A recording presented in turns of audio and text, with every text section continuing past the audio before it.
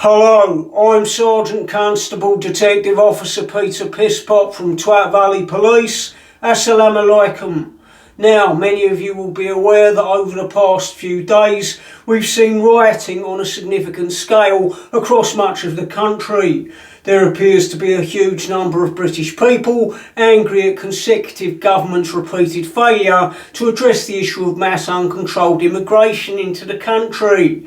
British working class people who've seen public services they're paying for become entirely inaccessible. British working class people who've seen their neglected towns quickly fill up with non-English speakers from third world failed states. British people deeply anxious about the safety of their children in a country where 3 young girls at a dance club have just been murdered by a second generation immigrant.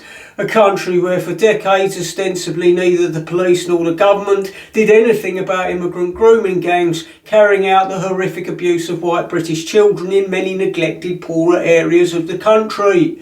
These people have had enough, and they're taking to the streets as a desperate last resort, having spent years being ignored.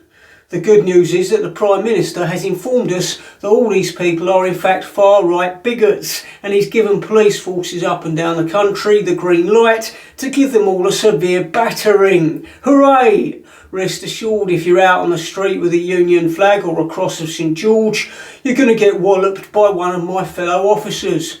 Not me, I'm on a DEI training course this week, which has to take priority. If you are a white working class person out and about this week and you don't wish to get beaten senseless, you can indicate that you're not part of the rioting mobs simply by wrapping a keffiyeh around your shoulders. Along with the rioting, there has been some looting of shops, which we condemn in the strongest possible terms.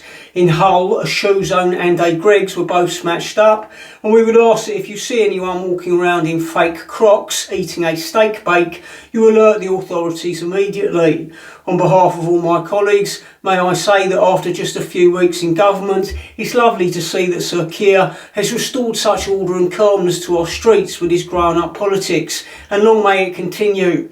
Stay safe out there, and if you can't stay safe, throw a brick. Assalamu alaikum, namaste, kumbaya.